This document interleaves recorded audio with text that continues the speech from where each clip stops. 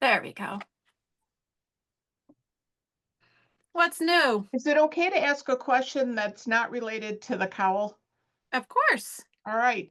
I have just picked up stitches for a sleeve, 3 inches in, and it has cables on it.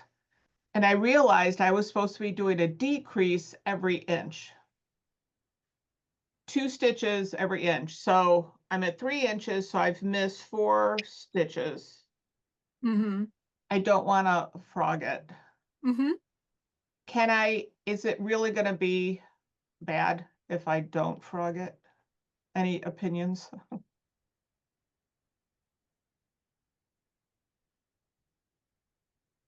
I mean, you basically, it just will be a less fitted sleeve, right? Right. So personally, no, I don't think it's a problem at all. But you'll want to do the exact same thing on your other sleeve. So at least it looks like it's a part of the design and not evident that that your two sleeves are different. I've already written the notes in case I don't frog, thinking that. So thank you for reinforcing that. But I thought, and the decreases are on the underarm. And I thought since it's at the armpit, how many? Okay. So others would just not bother and continue as it should be from now on. Yeah. You've already done one sleeve with the decreases? No, this is the Okay. first sleeve. And I should I- add that this is my third attempt at this sleeve. I've already pulled it out twice. So this is my best attempt. Is this a bulky sleeve or very fitted sleeve? No, it's not thin. And it's a bit of a drop sleeve. It's not, it's like here on the shoulder. Well, you might be able to increase your decreases instead of how many ever inches you have. You could maybe go less and get those in and just follow the sleeve. Space them, how many ever you have, just space them a little differently. Okay. Instead of, All right. every inch, maybe it's 3/4 of an inch or And get something all the like that. decreases in. You can get them in, but space them so A little that they closer. fit. They fit so it's even and not bulky in any one spot. Mhm.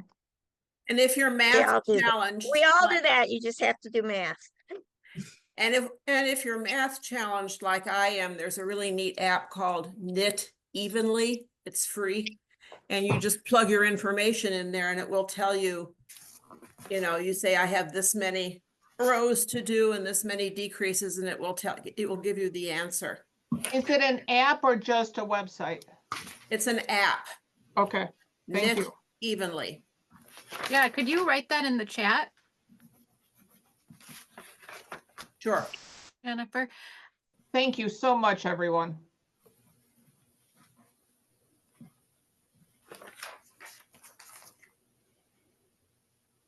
Yeah, I think the main thing is just making sure that you like the result, right? So if you don't mind a wider sleeve at the top, then just take really, really good notes. All right. Wonderful. So a bunch of folks have joined in the knitting at noon in the past couple of minutes. So just a reminder that you can turn off your camera if you don't want to be recorded. And today's topic was to talk about what you are planning to cast on next and putting that in the group chat so that we can share ideas and inspiration for your next knit. And I maybe could use some inspiration because I'm not 100% sure what I'm going to cast on next, but I do want to use up.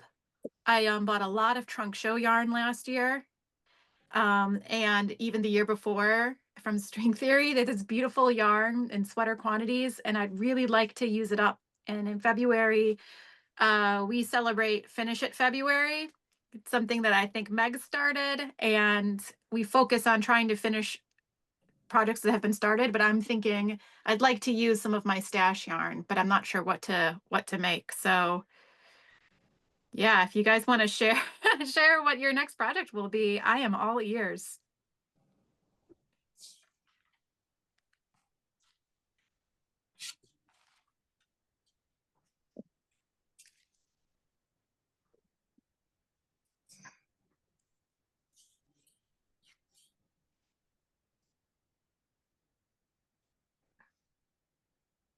Let's see. I see Marie Green's Klein cardigan knit along. Scrappy socks using box of light leftovers. Pearl strings sweater by Heidi Kermeyer. Oh my gosh. Finishing a knit word I cannot pronounce. Marjorie, how do you pronounce that word? Fiad? Yeah, I think so. I always say it wrong, so I can't. It's Fia. Fia. Finishing Fia. And It's a Marie Green knit along from a few years ago. oh, great. And a baby blanket. Aww. I'm starting Stripes by Andrea Mowry. Oh, nice. And this was in my Kiviet. And I've got it started this week. So this will be my next project to go. And I think it may take me more than 6 weeks. So that'll be project 3 for the year so far. Nice. Because I am almost finished with this one. So. And a lot of people have used all their stash on that sweater pattern. So A good stash buster. Good. yeah, because you can make the stripes however you want to. And it seems to be a good one so far. I'll find out, after I get the collar done. So I'm and wondering, it's top down. okay. My thought when you said people have said it uses up all their stash. I'd like to see how big their stash was to start with, because I can't imagine that my stash should be gone. I'll never get rid of my stash. I have more than I know where to put it. So I've had to name an executor for my stash. I did. I told them they have to talk to my daughter before they can There you do go. anything with it because she's the only one that understands how important it is.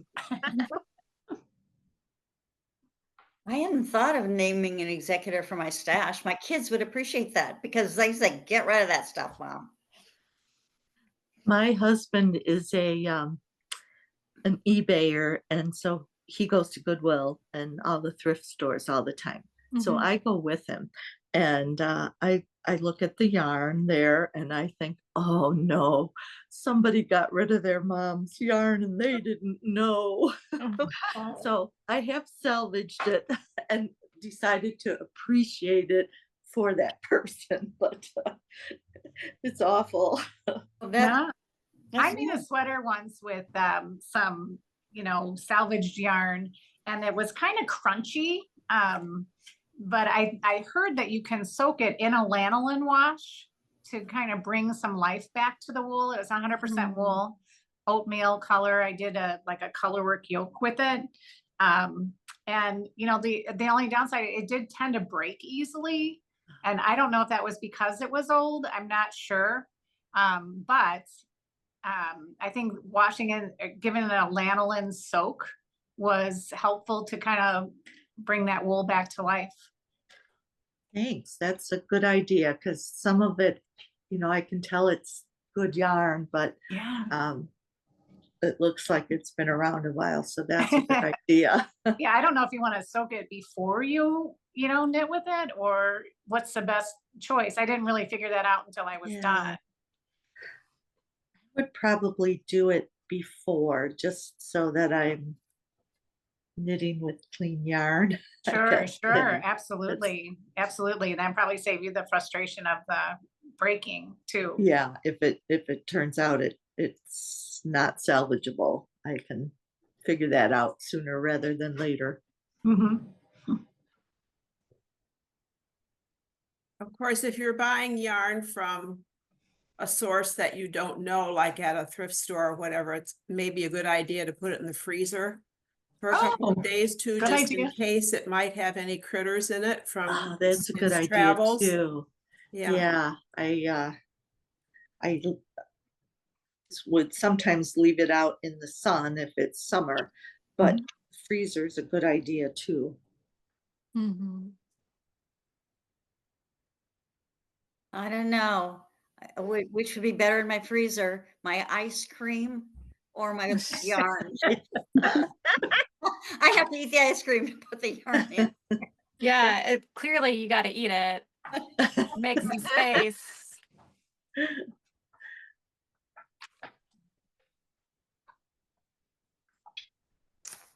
I have a question for the group. I don't know if anybody's heard this term before. The wool I'm using for the sweater I'm casting on now is called strong spun. Is that just the name of the style, or is it common? What was it again? It's strong spun. I don't know if I can hold up the label. I just caked the yarn this morning. Is that backwards or is it? No, No, I can see it. yeah. So it says, I think it says strong spun. What's the Mhm. fiber content there? I think I see, it's too small for me to read. Oh, that's okay. It's 90% merino Romney mix and 10%. No, I'm sorry. It's 90%. It's 90% wool with a merino 55, Romney 35, and nylon 10. It's meant to be sock yarn, but I'm Right. going to use it for a sweater. I've never heard the term strong spun before. Yeah, neither have I. So Oh. I was wondering, I mean, that maybe that's a good thing because the sweater is all, like texture. So it might show the stitch pattern better. Does it have much stretch to it? Not really. Oh, that, It It doesn't may have be any. from a private designer or somebody that has tried to make yarn Yeah, and couldn't called keep going. Hoof to Hanger is the name of the band. Hoof to Hanger. I broke the bands when I pulled the yarn out. Cute. Well, I mean, I guess the nylon certainly makes it a strong Yeah, enough yarn for anything. yeah. It doesn't have a lot of spring to it, Hmm. So I don't know. We'll see. See how it turns out. I did Look a on swatch. Ravelry. Look on Ravelry and see if it's listed by the name on the label, and then you might be able to find some techniques or some what they've made with it. Sure. Did I you did block a a swatch swatch. with it? I did this swatch and it's got, like for wearability, it feels soft and it's got enough little bit of stretch, but I don't think it's going to grow in a huge way. It's got more width stretch than length stretch going on. So I think I might make it larger than, just to, I don't know, be comfy, large and comfy. So we'll see.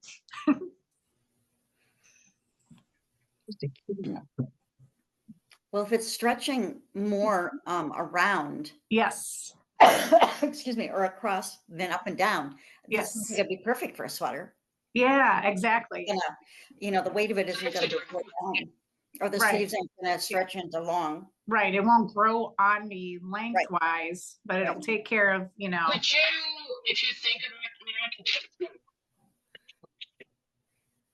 I didn't hear that. if you can.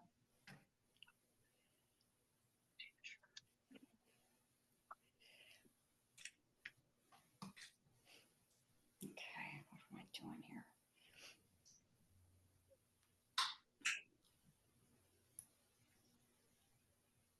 I'm seeing lots of really great looking projects in the comments, in the group chat, including another baby blanket, a lot of sweaters, some crochet projects. It looks like. I heard, this is like not a sure thing, that we might be starting a crochet, kind of like the newish knitter knit along, but a crochet along for newish crocheters. I think that would be really cool. How about for old crocheters who haven't done it for a while? I think this would be perfect for you. I think so too. Thank you. Perfect for everybody. Yeah, something to look forward to. Where you just learn a little thing, like you learn one thing each month, you know, or one or two skills, but nothing too crazy. Yeah, because I used to crochet and I can never get into the crochet class. It always closes super fast. So something like that would be great. Mm-hmm.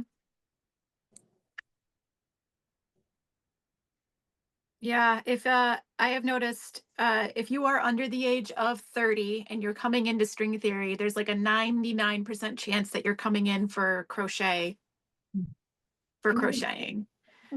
So that's something that started with, I think it started with the pandemic, is when I noticed a sudden surge in popularity in crochet.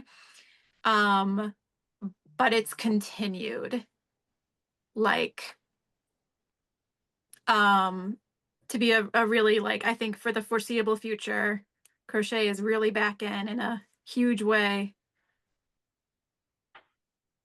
I taught myself to crochet by unraveling it.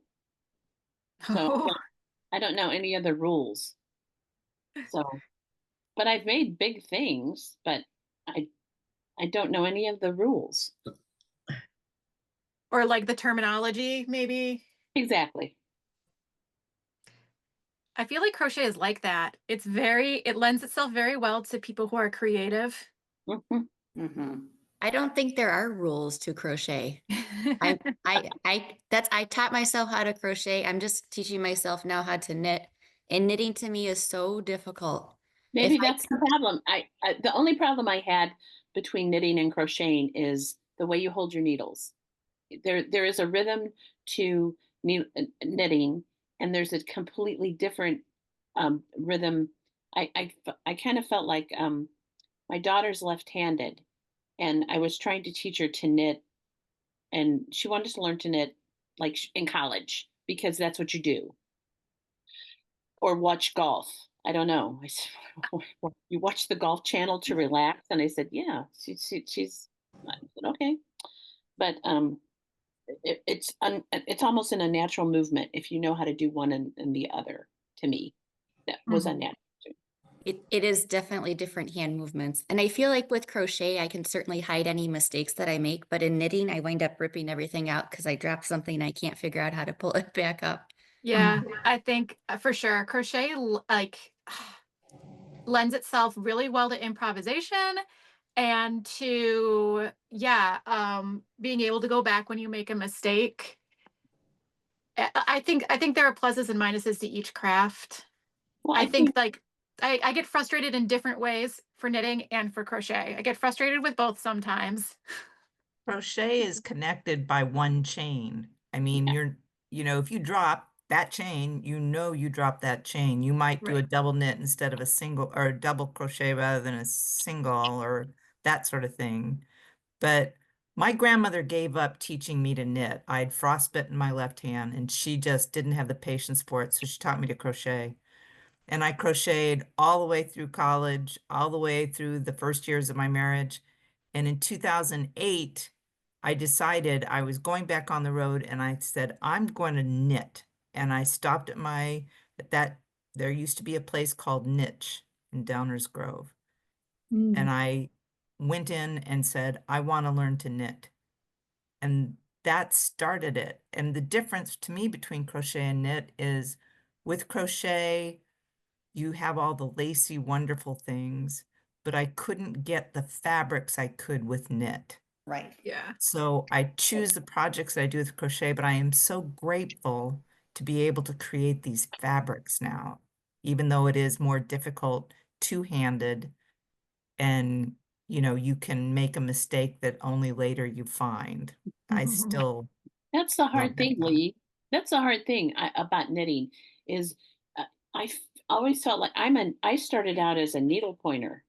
Ah, And so you make your plan, but if you want to go embellish and do other things, that's fine. But with knitting, you have to have you sort of have to work that into your design from the beginning, yeah. especially with the old patterns. Today, it's there's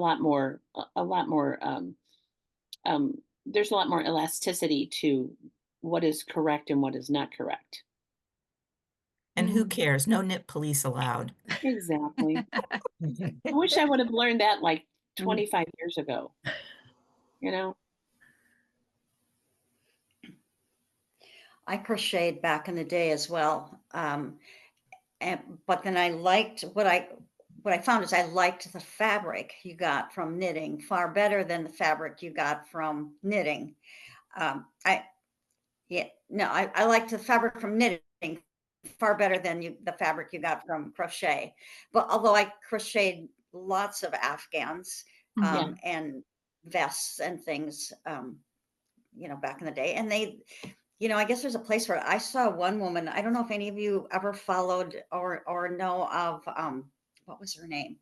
She had the Green Mountain Knitting Bags business where she made knitting bags, all kinds of gorgeous knitting bags out of upholstery or really rich fabrics. And she was using her stash all the time to continuously make granny squares. And so that was a great way for her to use up her stash as well. You get these little bits left. You think you're going to use something up, but I can't throw any of it away. So that would be another thing. But now what I see is that they've developed so many more stitches for crochet that sometimes you can hardly tell it from knit. So I don't know. It's a lot faster. I know that. Well, I know that the legend for knitting to me is more, I understand it better. When I look at the legend of the crochet stitches, I go, I've never heard of that. I've never heard of such a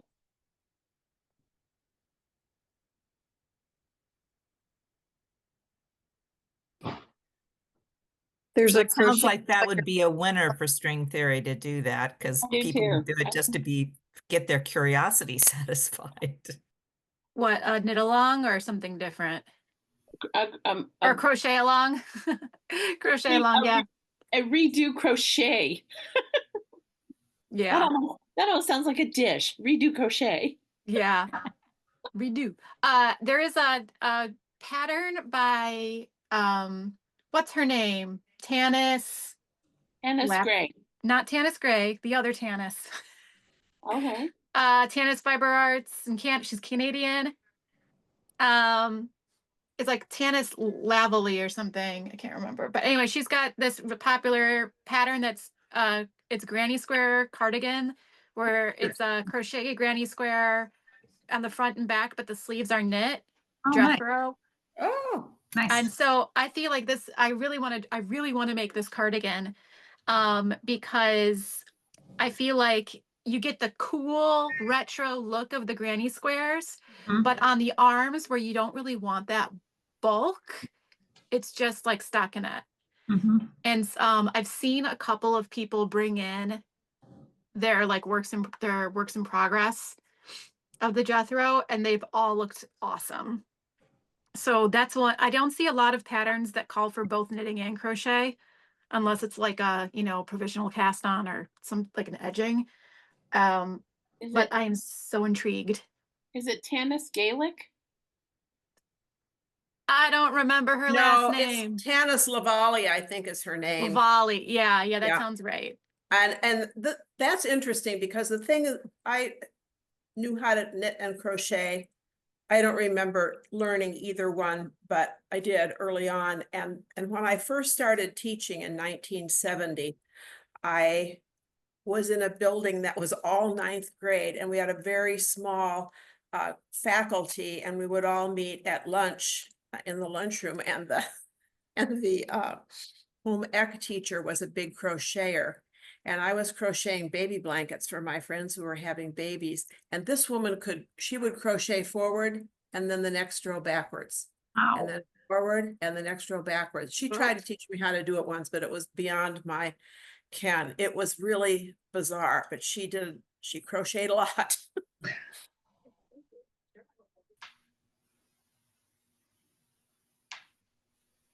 Is that, I see people doing the Tunisian crochet. Is that kind of what it was? And I think I did it back in the day too. I do remember crocheting or knitting. I don't even remember now which it was, but I would do it one direction and then I would do it backwards, back the other way, just back and forth, back and forth.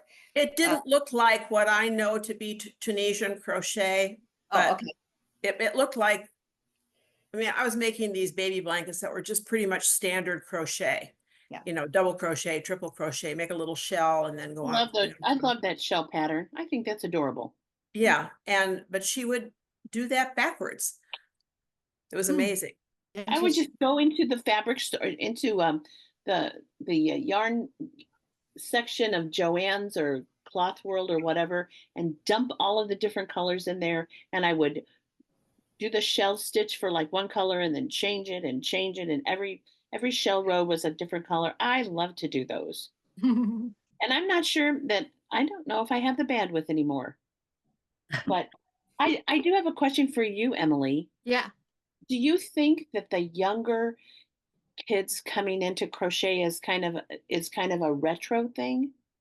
I think it started out that way, but it has not continued that way because, and this is just my data point of like, you know, my anecdotal, what I've seen originally, like during the pandemic, it was like teens, Gen Z were going on YouTube and they were doing these very almost like ironically retro, like granny square bucket hats, granny square vests, and like purses and stuff. And it was like very, very retro looking. And I still see some of that. Like when Taylor Swift this summer wore like a double crochet mini dress and people went crazy for it. But now though, it's more like I'm seeing Gen Z kids, but also Gen Alpha kids even. So the even younger ones, they are largely coming in to do amigurumi. So either big plushies or small little figures, but that's always been kind of popular, but it's become really, really, really popular. I'm not seeing a ton of crochet apparel being made, Yeah. but I'm seeing a lot of crochet accessories and stuffies and blankets, like always. But this designer she has the sweater that has the granny squares on the front, and then the sweater's knit. Yeah. That is just gorgeous. It looks so cool. Yeah. So it's on my list. I have a really hard time motivating myself to attach all those squares. This is where I struggle with crochet is I really struggle with little bits that I have to attach neatly to each other. I'm working on this will maybe be my finish at February pattern. I'm working on a crochet possum. It's a possum for my sister who's into possums. And it's just like a bunch of little tiny things, and that I can crochet the tiny things, but then being motivated to put them together neatly is a real challenge for me. I have to really hype myself up to do it personally. Yes, but it's easier to put together toys than set in sleeves and do all those kind of things. If you say so. If you say so, Dana. because any of your sewing, you're putting together a toy. Those are easy to put together because none of your sewing or mistakes or, oh, I need to do one more stitch there is going to count. It's going to be visual. You know, nobody's going to see that. True. You can kind of just make it work however it needs to happen. Which doesn't happen in a sweater. They go, somebody's going to see that. Somebody's going to see that extra or stitch. it's going to feel, or you're going to feel it and it's not going to feel right. Yes, I'm going to see that extra stitch. Nobody else will. All right, well, we are right at 12:30. So I have to log off and get back to the shop, but I hope you guys have a great rest of your day and then a Thank wonderful you. weekend after tomorrow. Nice to see you.